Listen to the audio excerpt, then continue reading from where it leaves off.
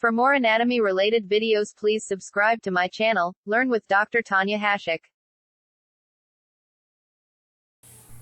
Hello everyone. In this video, we'll continue the anatomy of the large intestine. So today's topic of discussion is vermiform appendix.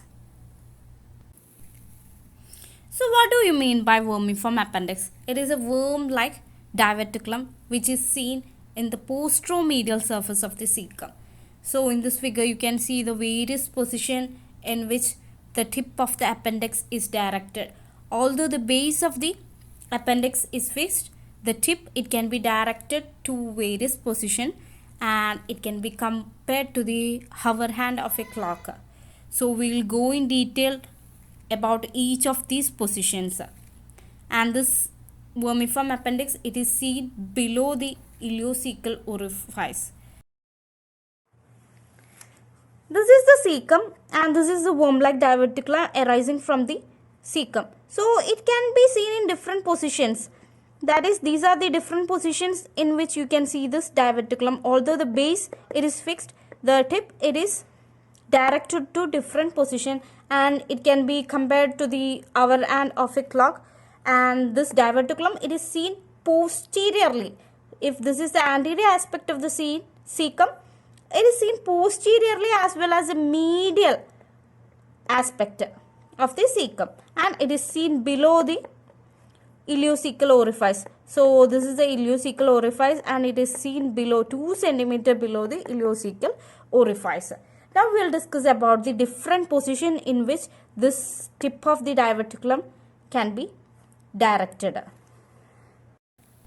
First one is the retrocolic position. It is also called as 12 o'clock position and it is seen in 65% of the population. Next is the perileal and also the postleal position, also called as the 2 o'clock position, not 3 o'clock. It is 2 o'clock position.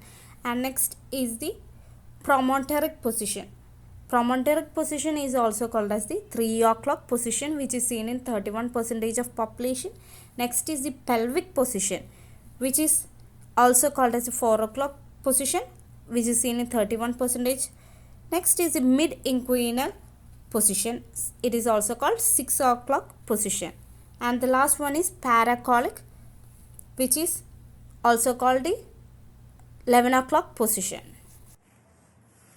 So first one, it is the retrocolic position, also called as the 12 o'clock position. When the appendix, that is the tip of the appendix, if it is directed upwards and if it is seen behind the cecum, it is called as the retrocolic position. It is seen in 65% of the population. Next is the 2 o'clock position. It has two positions, that is the perileal and the postilial. That is, if the appendix, it is directed upwards and to the left.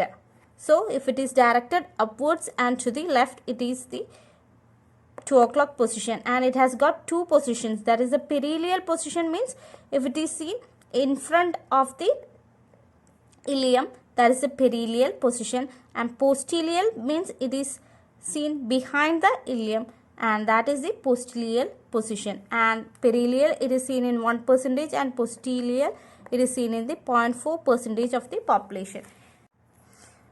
So next is the promontoric position. So if the tip of the appendix, it is directed horizontally, if it is directed almost horizontally and to the left, it is called as the promontoric position. It is also called as the 3 o'clock position.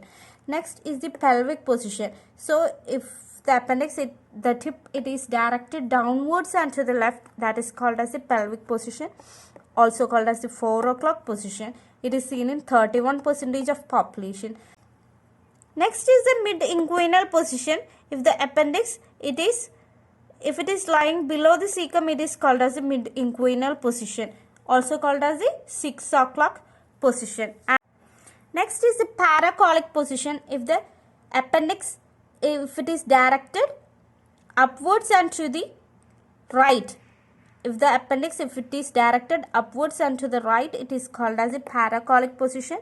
It is also called as the 11 o'clock position, and it is seen in 2% of the population. So for more understanding, we will discuss this with the help of a clock. Assume that this is a clock and the hour hand of a clock, it will be directed to different position according to time. In the same way is the tip of the appendix, it will be directed to different position. So if it is directed in towards the 11, it is called as a paracolic. If it is directed towards 12, it is retrocolic. If it is directed towards 2, it is called as the splenic. If it is directed towards 3, it is promontory, and if it is directed towards 4, it is the pelvic. So these are the different positions. So now we will discuss about the appendicular orifice. So this appendicular orifice, it is situated posteromedially. So in this figure you can see this in the anterior aspect. Actually it is in the posterior part. So it is seen posteromedially as well as it is seen below the cecum. So it is seen 2 cm below the cecum, and this orifice, the opening of this appendix, it is guarded by a semilunar fold, and that is called as the valve of Gerlach. So the opening, it is guarded by a semilunar valve, and it is called as the valve of Gerlach. This is how you mark the position of the orifice of the appendix in the surface of the body. So it is situated 2 cm below the junction of the transtubercular plane and also the right lateral plane. That is, it is situated 2 cm below the junction of the transtubercular as well as the right lateral plane. This is the transtubercular plane and this is the right lateral plane. So, and this is the orifice of the appendix. So, it is located 2 cm below the junction of the transtubercular plane and the right lateral plane. We all know about the appendicitis. So, in this figure you can see the point of maximum tenderness during appendicitis, and that point is called as the McBurney's point. So, how do you mark the McBurney's point? It is a point which lies in the junction of the lateral 1/3 and the medial 2/3 of the line joining the anterior superior iliac spine and the umbilicus. So, that is the point called as the McBurney's point, and this is the point of maximum tenderness during the appendicitis.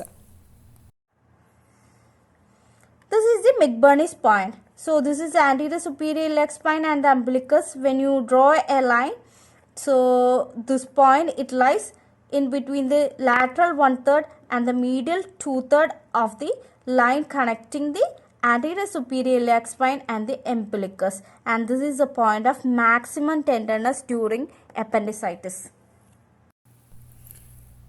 So now we will discuss about the peritoneal relations, blood supply, nerve supply, etc. So first is the peritoneal relations. So this appendix, it is suspended by the a layer of peritoneum, and it is called as the mesoappendix or the appendicular mesentery. So it is suspended by means of a layer of peritoneum called as the mesoappendix or the appendicular mesentery. Next is the blood supply. So blood supply, first is the arterial supply. Arterial supply, it is derived from the appendicular artery, and the venous drainage, it is into the appendicular, ileocolic as well as the superior mesenteric vein. So arterial supply, it is the appendicular artery, and the venous drainage, it is through appendicular, ileocolic as well as the superior mesenteric vein. And next is the nerve supply. So nerve supply, it has got both sympathetic as well as the parasympathetic nerve supply. So sympathetic, it is from the thoracic 9th and 10th, and the parasympathetic nerve supply, it is derived from the vagus.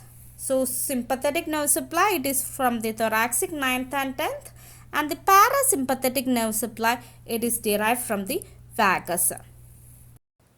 So today we discuss the anatomy of the vermiform appendix. So vermiform appendix, it is a worm-like diverticulum which is seen in the posteromedial wall of the cecum, and then we discussed about the different positions of the appendix with the help of a clock. So with the help of a clock we can explain the positions of the appendix, and then we discussed about the McBurney's point. So McBurney's point, it is the point of maximum tenderness during the appendicitis, and then we discussed about the peritoneal relations, blood supply, nerve supply, etc. So this is the end of today's video.